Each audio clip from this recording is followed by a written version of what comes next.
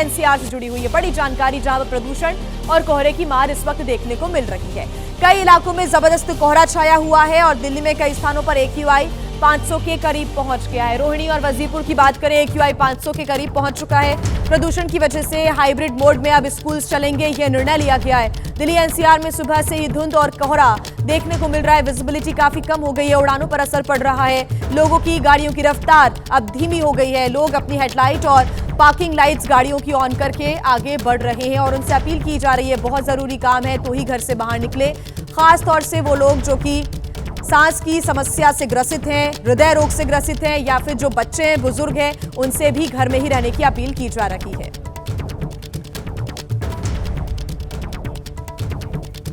तो देखिए, जबरदस्त कोहरा सुबह से ही छाया हुआ है और जो प्रदूषण का स्तर है वो लगातार गिरता जा रहा है। सबसे खराब श्रेणी में इस वक्त बना हुआ है। अलग अलग इलाकों की तस्वीरें आप देख रहे हैं, हर जगह विजिबिलिटी बेहद कम है और दूर तक अगर आप नजर डालेंगे तो कुछ भी नजर फिलहाल नहीं आ रहा है। सुबह सुबह जो कोहरे की मोटी चादर है वो यहाँ पर जमी हुई है।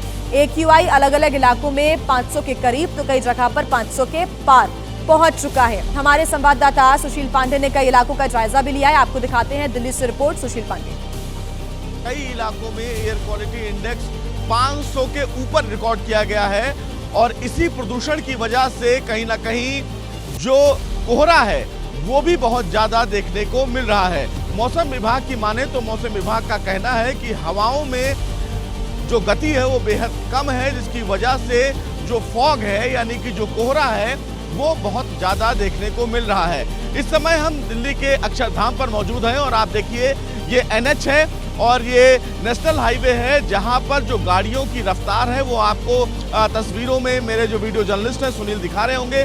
तमाम जो गाड़ियां हैं वो इंडिकेटर और हेडलाइट जलाकर चल रही हैं क्योंकि जो विजिबिलिटी है वह बेहद लो है और करीब 20 मीटर तक की भी जो गाड़ियां हैं वो नहीं दिख रही हैं और ठीक मेरे सामने ही अक्षरधाम है जो इस कोहरे की वजह से नहीं देखा जा रहा है। हालांकि मौसम विभाग की माने तो वेस्टर्न डिस्टर्बेंस की वजह से यातायात और एयरपोर्ट पर जो फ्लाइट्स हैं वो प्रभावित हुई हैं। वजह यही है कि आने वाले कुछ और दिन तक इसी तरीके का कमोवेश दिल्ली NCR में देखने को मिल सकता है। तो देखिए, आधा सड़क का हिस्सा गायब है, इंडिया गेट दूर से नहीं दिख रहा है, अक्षरधाम का पूरा परिसर इस वक्त नहीं दिख रहा है। AQI इतना ज्यादा खराब श्रेणी में है। आपको अलग अलग इलाकों का AQI हम बता देते हैं। बेहद गंभीर श्रेणी में लोधी रोड 417 AQI यहाँ का दर्ज किया गया है, अक्षरधाम का 493 दर्ज किया गया है। IIT में भी 410 AQI है वो दर्ज किया गया है। चांदनी चौक में 438 AQI दर्ज किया गया है। सारे जो AQI है वो 400-500 के करीब ही नजर आ रही हैं और ऐसे में साफ हवा इस वक्त गायब हो चुकी है। द्वारका की अगर हम बात करें तो 469 AQI दर्ज किया गया है। 493 लगभग 500 अक्षरधाम का जो AQI है बेहद गंभीर श्रेणी में, इसको हजार्डस श्रेणी कहते हैं, जो कि बेहद खराब होती है। अगर ऐसे मौसम में आप घर से बाहर निकल रहे हैं तो सांस लेने में काफी परेशानी का सामना करना पड़ सकता है। हम आपको दिल्ली की आज की सुबह की अलग अलग तस्वीरें भी आप दिखा देते हैं। ये अलग अलग तस्वीरें आप देख रहे हैं, साफ दिख रहा है प्रदूषण से हालात कितने ज्यादा बिगड़ चुके हैं। दिल्ली में जबरदस्त प्रदूषण कल भी था, आज भी हालात कुछ अच्छे नहीं है। ये तस्वीरें आप देख रहे हैं द्वारका, अक्षरधाम, बारापुला फ्लाईओवर की, सरदार पटेल मार्ग की, आनंद विहार की तस्वीरें, बाराखंबा रोड की तस्वीरें, नजफगढ़ और पंडित पंत मार्ग की भी तस्वीरें आपके सामने। सुबह सुबह इतनी ज्यादा धुंध यहाँ पर छाई हुई है कि चलना मुश्किल हो रहा है। हालांकि लोगों से अपील की जा रही है मॉर्निंग वॉक पर वो बिल्कुल भी ना जाएं, इस वक्त घर के ही अंदर रहें क्योंकि सुबह की हवा बेहद ज्यादा जहरीली हो चुकी है और सांस लेने में जिनको परेशानी होती है उनके लिए ये बेहद खतरनाक साबित हो सकती है।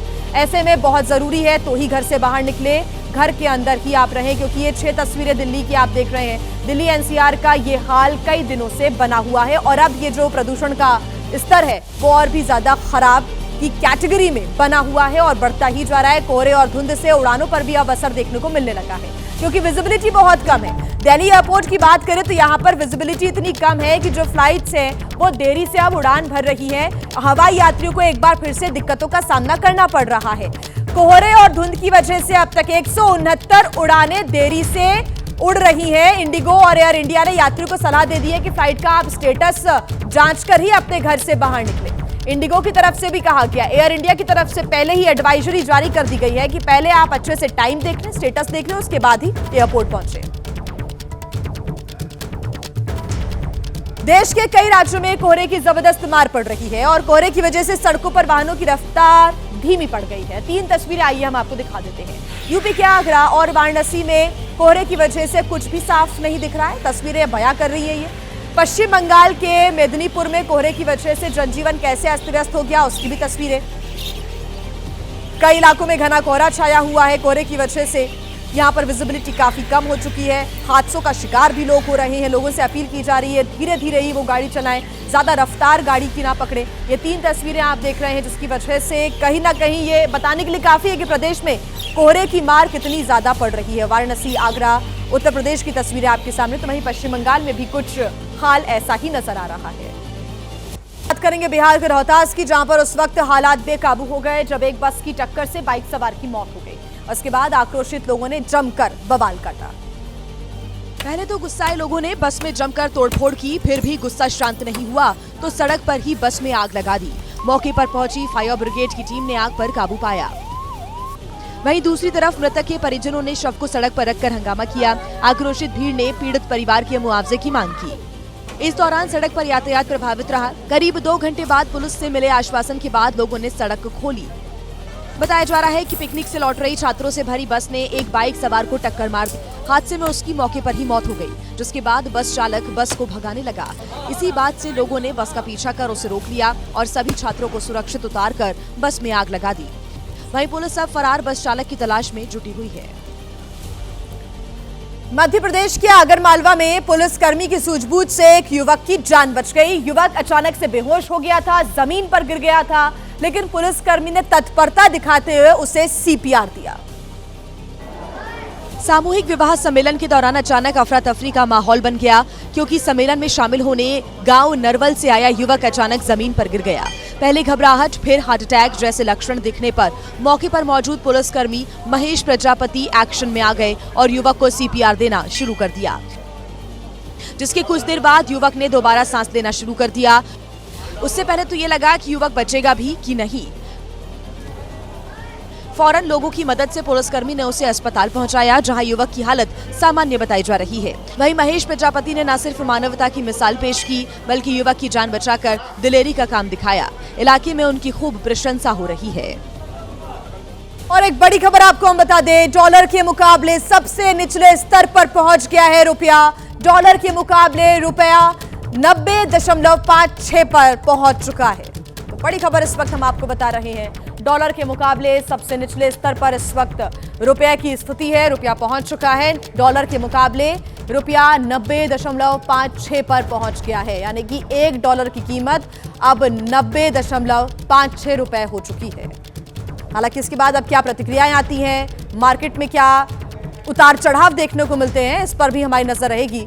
लेकिन डॉलर के मुकाबले सबसे निचले स्तर पर इस वक्त रुपया पहुंच चुका है, यानी कि रुपया कमजोर होता हुआ नजर आ रहा है। डॉलर के मुकाबले रुपया 90.56 पर आ गया है। और आइए अब बात करते हैं देहरादून की, जहां पर डाक पत्थर के पास पिकनिक स्पॉट पर गए लोग अचानक नदी में पानी बढ़ जाने की वजह से फंस गए थे। सूचना पर पहुंची एसडीआरएफ की टीम ने सभी का सफल रेस्क्यू किया। पानी का बहाव अचानक इतना बढ़ गया कि लोगों के लिए नदी पार करना मुश्किल ही नहीं नामुमकिन था। ऐसे में डाक पत्थर के कटा पत्थर में फंसे लोगों के लिए एसडीआरएफ के जवान देवदूत बन गए और रस्सी के सहारे से एक एक कर सभी लोगों का सफल रेस्क्यू कर लिया। अंधेरा होने की वजह से रेस्क्यू में मुश्किल आई, लेकिन उत्तराखंड एसडीआरएफ के जाबाज जवानों ने टॉर्च की रोशनी में गंभीरता दिखाते हुए सभी को सुरक्षित स्थान पर पहुंचाया। एसडीआरएफ की इस त्वरित कार्रवाई से एक बड़ा हादसा टल गया। वहीं लोगों ने एसडीआरएफ टीम के साहस और सराहनीय कार्य की प्रशंसा की। घटना के बाद प्रशासन ने भी नदी नालों के आसपास जाने से बचने और अचानक जलस्तर बढ़ने की आशंका को देखते हुए सावधानी बरतने की अपील की है। सिडनी में हुए आतंकी हमले पर एक बड़ा खुलासा हुआ है। दरअसल हमलावरों के आईएसआईएस से जुड़े होने का अंदेशा व्यक्त किया जा रहा है क्योंकि हमलावरों की कार के अंदर से आईएसआईएस का झंडा मिला है। बता दें कि ऑस्ट्रेलिया के सिडनी में बोंडाई बीच पर यह बड़ा हमला हुआ जिसमें 16 लोगों की मौत हो गई। ज्यादा जानकारी के साथ हमारे संवाददाता फोन लाइन पर नीरज राजपूत जुड़ गए हैं। नीरज, एक बड़ा खुलासा यहां पर हुआ है, आईएसआईएस से इनका कनेक्शन हो सकता है? हाँ बिल्कुल जी, ऐसा लगता है कि ये जो बाप बेटी की जोड़ी है पाकिस्तानी, इनके आईएसआईएस से तार जुड़े हो सकते हैं क्योंकि जहाँ पर हमला हुआ है, जहाँ इन्होंने अटैक किया था बॉन्डी बीच पर, वहीं पर इनकी गाड़ी मिली है। इस गाड़ी के अंदर से तलाशी ली गई तो उसमें एक आईएसआईएस का झंडा मिला है। हालांकि अभी पूछताछ नहीं की गई क्योंकि जो साजिद अकरम है, फादर है, उसकी डेथ हो चुकी है, नाबिद अकरम अस्पताल में है, तो अभी गहन पूछताछ की जानी है इससे, नाबिद से, कि इसके बारे में पता किया जाए। लेकिन ये जानकारी मिल रही है कि इसके आईएसआईएस से तार जुड़े हो सकते हैं।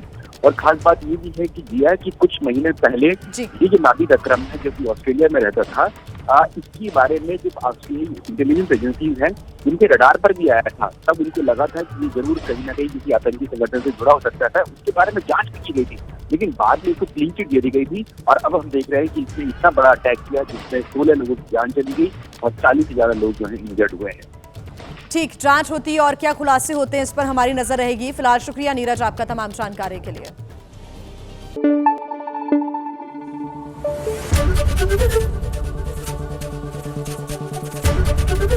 एबीपी न्यूज आपको रखे आगे।